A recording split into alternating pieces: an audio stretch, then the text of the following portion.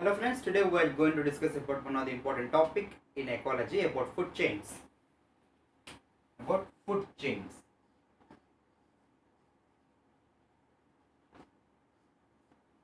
You know, the objective of my YouTube biology classes is to serve for the needs of poor and needy students. Accordingly, you may like, comment, share and subscribe. Okay. Before we go into the topic that is food chain, we have to learn certain important basics. Say, we all knew that for the sustenance of an ecosystem, energy flow is essential. And this flow of energy should be takes place in an organized fashion and an organized system. That means energy flow.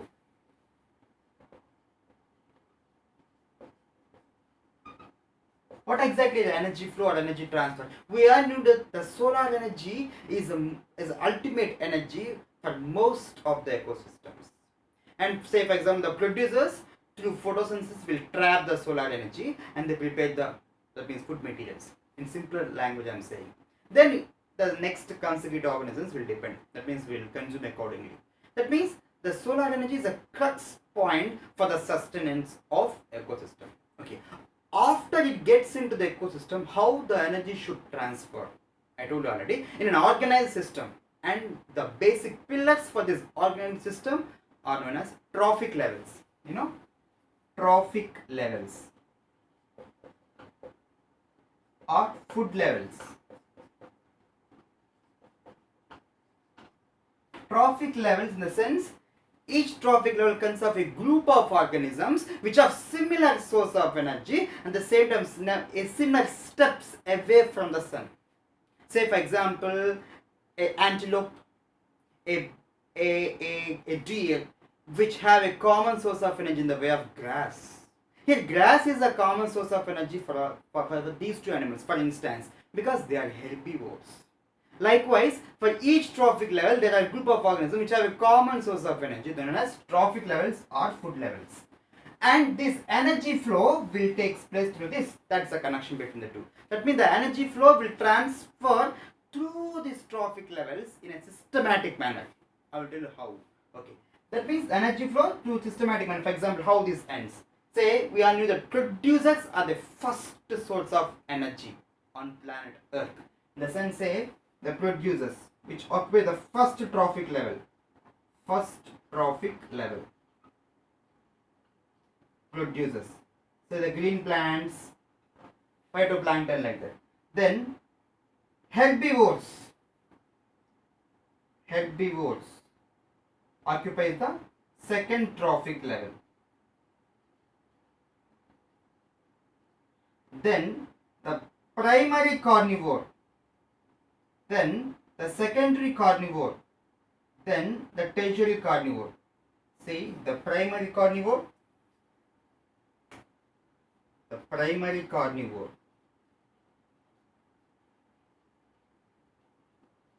secondary carnivore,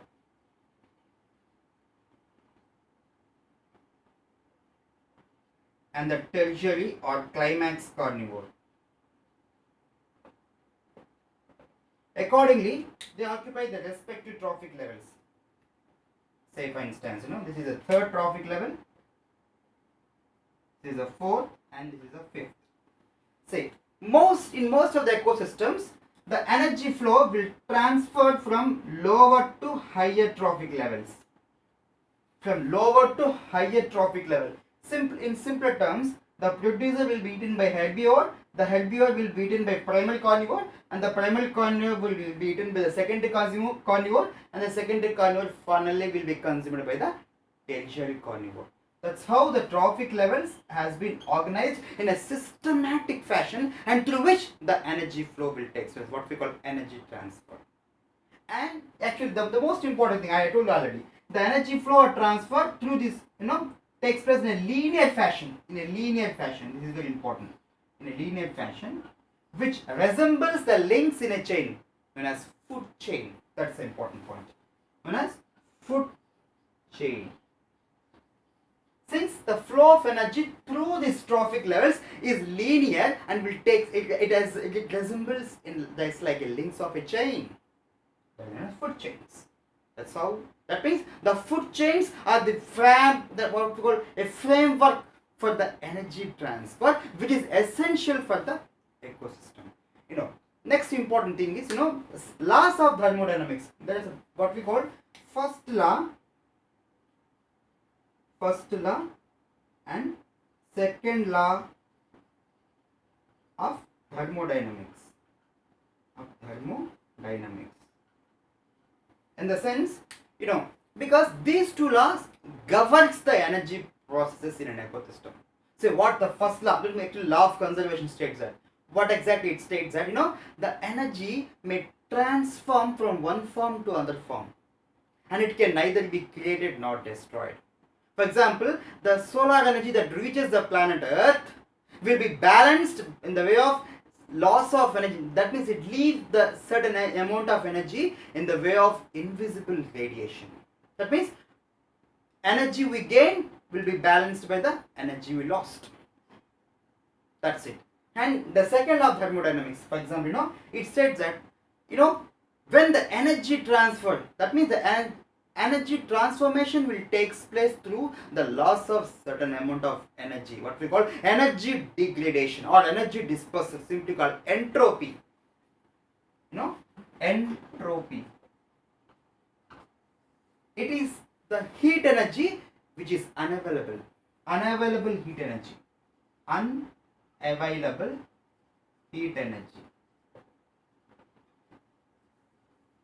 When it will take place, say for example, when the energy transformation takes place, during this process, and when that means during the energy transformation, certain amount of energy will be lost. Certain amount of energy will be unavailable. This is called entropy. That means no processes which involves the energy transformation, which takes place simultaneously, will take place without the energy degradation. That means we should not think that no energy should not. That means no energy is going to waste. There is certain amount of energy that is going to waste in the form of heat. This is known as entropy. And the first law stated energy neither be created nor destroyed. For example, the solar energy will be converted to chemical energy by the plants, that means the producers, say by way of photosynthesis, and they will be consumed by the herbivores, then will consumed by the primary, in turn by the primary carnivores, secondary carnivores, likewise. That's how the energy flow will take place in a linear fashion. Okay, that means food chain.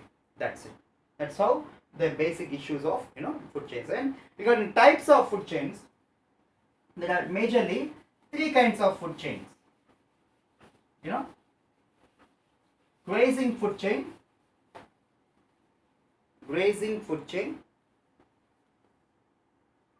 grazing, parasitic, detritus. The thing is, grazing food chain, here the word it implied, it begins with the producers. Here it begins with the producers. We knew that producers from the in a schematic representation, producers occupy the first trophic level. Here the same, grazing, it begins with the producers, say green plant, which are the beginners, the first trophic level, followed by the herbivore as second trophic level, followed by the first carnivore as a third trophic level, then the second carnivore as a fourth trophic level. Sometimes there are climax carnivores, that means the tertiary carnivores. Climax carnivores are also present. Climax carnivores. Here generally in grazing food chain, it varies between 3 to 5 trophic levels.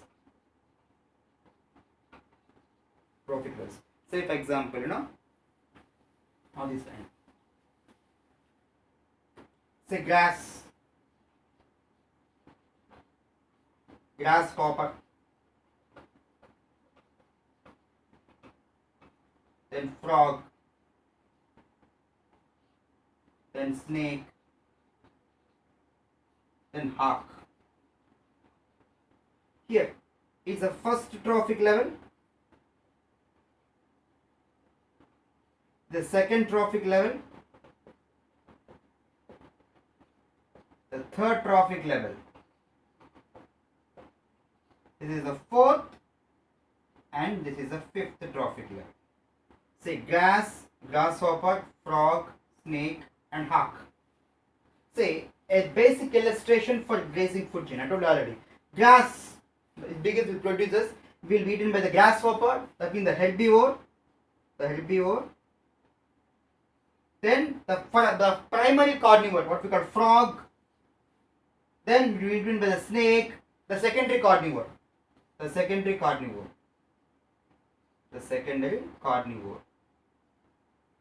And hawk, the climax carnivore.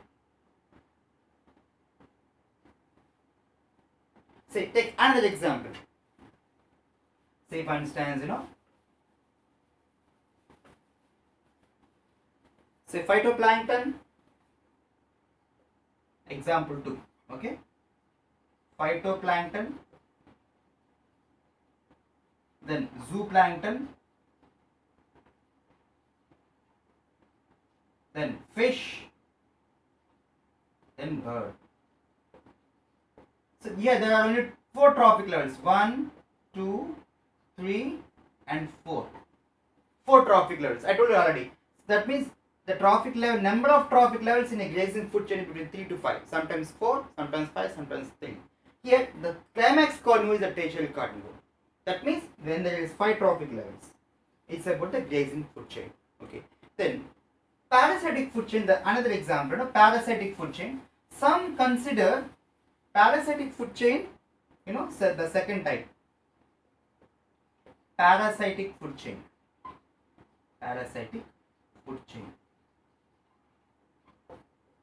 Some consider parasitic food chain as a part of grazing food chain. But what exactly is parasitic food chain? Here, just like grazing food chain, it also begins with the producers. But the thing is, here the energy transfer or flow will take place from the higher organisms to lower organisms. What exactly I meant to say? The parasites is very important. Say a large tree harbors some birds.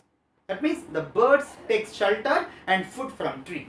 And these birds contain some ectoparasites and endoparasites.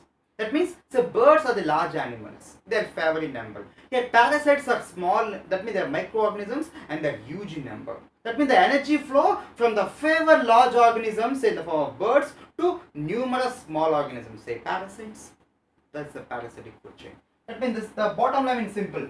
Energy transfer will take place from large organisms to small organisms. Here, large organisms occupy the lower trophic level. Large organisms, just for understanding. Followed by the small organisms occupy the higher trophic level. Large organism occupies the lower trophic levels. Small organism occupies the higher trophic levels. Larger means like birds occupies the lower trophic level, whereas small organisms, say parasites, occupy the higher trophic levels, such as high trophic levels. And energy transfer from large to small. That is the significance of parasitic food chain. Then the last category, the detritus food chain. Detritus food chain. It will see detritus. Detritus is the dead organic matter. Say the leaf litter, say the dead organisms. It begins the food chain. Just like in grazing food chain, the producers begins the food chain, and in the detritus food chain, the detritus begins the food chain. Then they actually it is made up of decomposers. The fundamental crux point for that means the survival of this detritus food chain is completely dependent on decomposers, saprotrophs. Say for example, they are heterotrophic organisms, say bacteria, fungi. They release digestive enzymes which break down the large complex organism of the dead organic matter.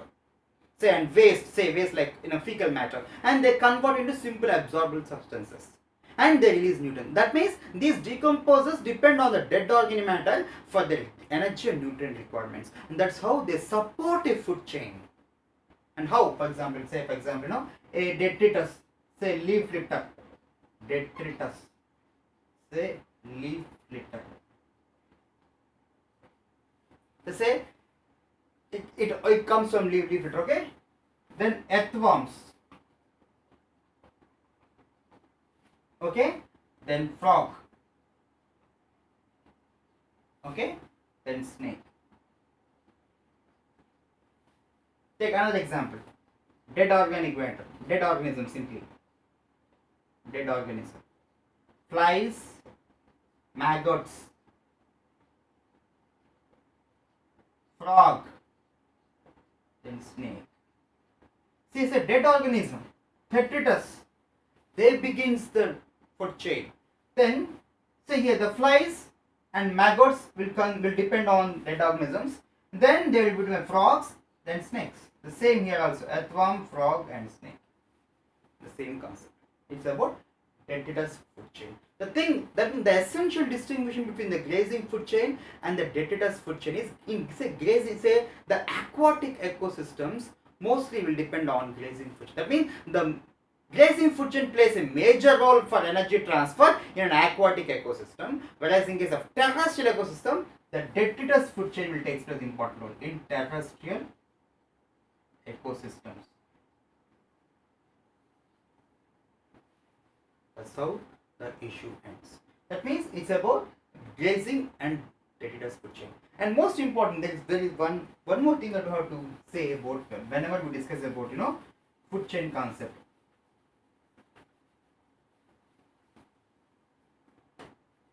10% law.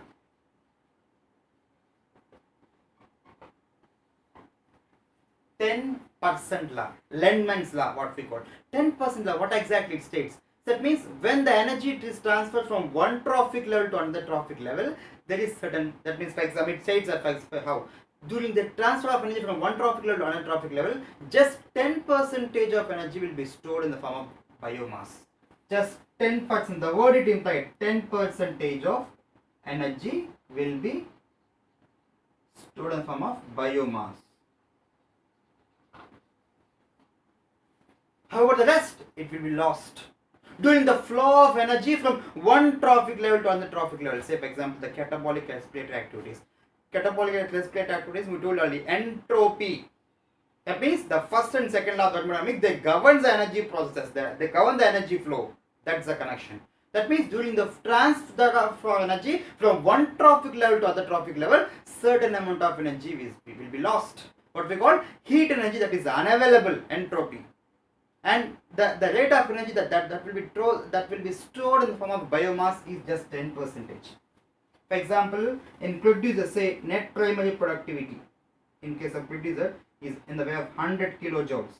Okay, and in herbivores it will be 10 kilojoules. That means 10 kilojoules. This organic food will be converted to biomass at the rate of 10 kilojoules in herbivores.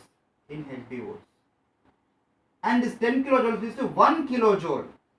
1 kilojoule in primary carnivore. That means 10%. Lindman's law, what we call. And generally it is considered as a sign of energy efficiency.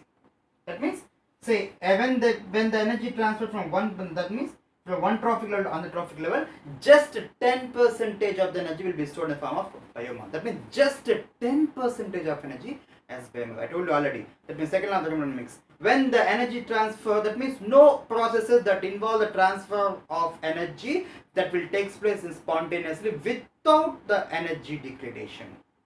That means certain amount of energy will be lost in the form of heat that is unavailable. That is called entropy. And it is at the rate of 10%. What we call 10% law. Okay. The last component of grazing food and the food chain concept is food web. What is food web? Is nothing but interconnections. For example, say different interconnections. Interconnections among different food chains is a food web. Why? Because we cannot expect a strict single or solitary food chain, because certain animals are omnivorous because of this nature. Omnivorous like man, say birds, they, because of omnivorous nature of certain animals, different food chains are interconnected, forming food web. And another important thing is we cannot restrict a particular animal to one trophic level. Say sparrow in one trophic level is a herbivore when it feeds on seeds or fruits. In another trophic level, it is a primary carnivore when it feeds on insects. That means there is no watertight compartment. See, this all that means different food chains or different trophic levels, they are interconnected. Just like food web na, different interconnections among different food chains. Here also with respect to trophic levels, no organism generally no organism cannot restrict to one trophic level. I told an example, sparrow. It may be sometimes it may be herbivore when it feeds on seeds. It may be a primary carnivore when it feeds on insects. So it's about a complex entangled juggernaut.